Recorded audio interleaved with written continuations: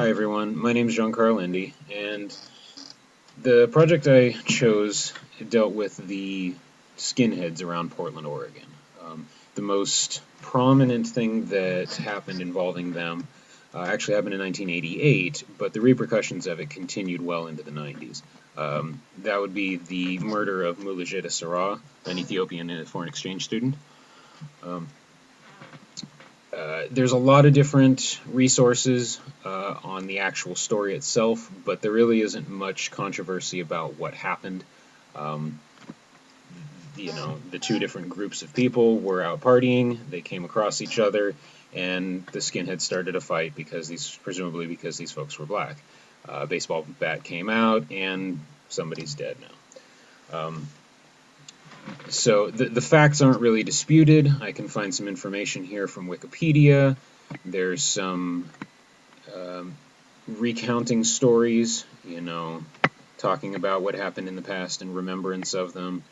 And various other websites go into, a brief synopsis of what happened, and they all pretty much match with each other. So there really isn't a whole lot of one side or the other on that event itself.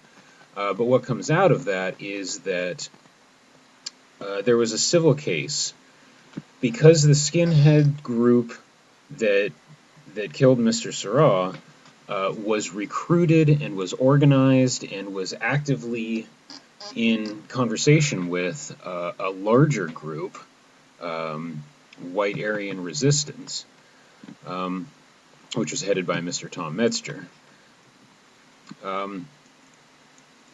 These folks were considered to be incited to this violence by this other group, and the law agreed with that. They said that Mr. Metzger and his group were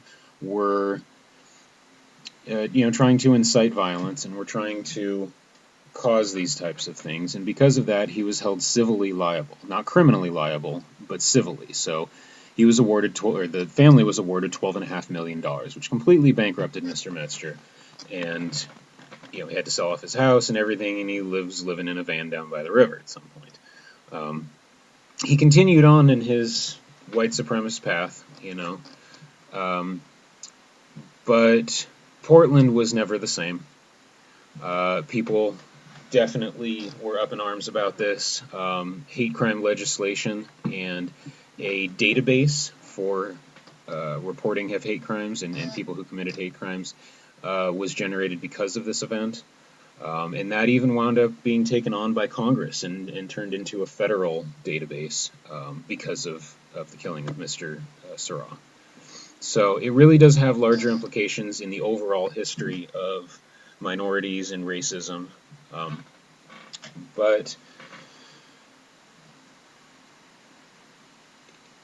But it was a really big thing at the time, and it continues to be, especially in Portland. There's definitely a number of, here's the proof, 1989, it passed. I had a lot of trouble finding that Oregon started this database, but I did find it. It is there. But so, clearly there's plenty of people that say this is awful, we need to stop this kind of violence, this is, but when we're talking about, discussing both sides of it, we have to say who's on the other side. What's their, what do they feel about this? And there's actually plenty of information as well about white power groups and neo-Nazi groups and skinhead groups, and especially in Portland. Portland was a really big kind of breeding ground for that, I suppose, a very specific type of skinhead, neo-Nazi skinhead. When I was a bit younger, Volksfront was something that, my group of friends was harassed by skinheads. I used to live in Portland, and these people were around, and they were quite rude, let me tell you.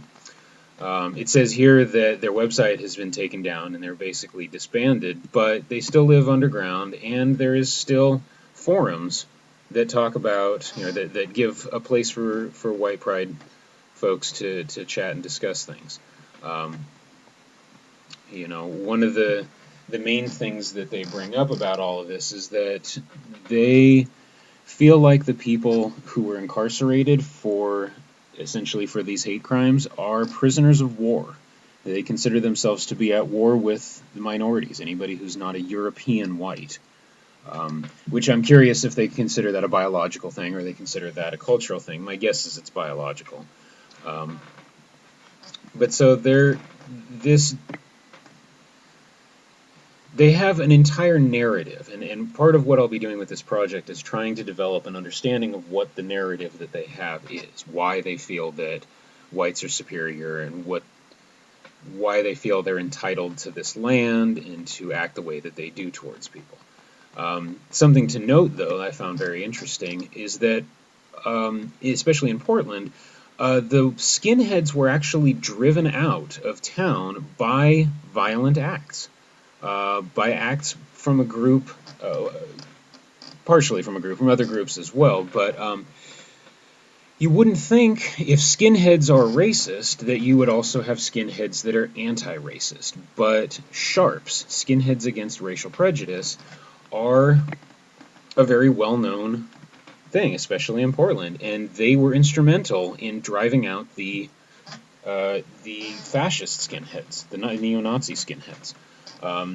Skinhead style actually dates back to the UK in the 60s and has to do with the working class and socialism. It has absolutely nothing to do with racism.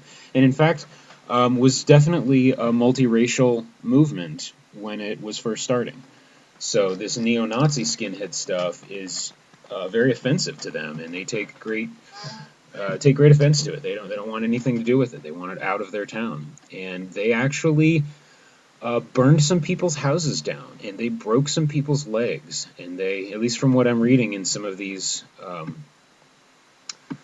different forums and stuff, they really were ruthless about getting rid of them, and they almost kind of worked with the police, with the with the say-so of the police to do some of these things. Maybe not those specific crimes, but the police didn't want the skinheads in town either, so they allowed some things that maybe they shouldn't have. This even continues to today. I saw this. I was driving up in Eugene, and I saw this banner. This was only a year ago, I think. So there's a lot of current-day neo-Nazi skinhead type activity going on.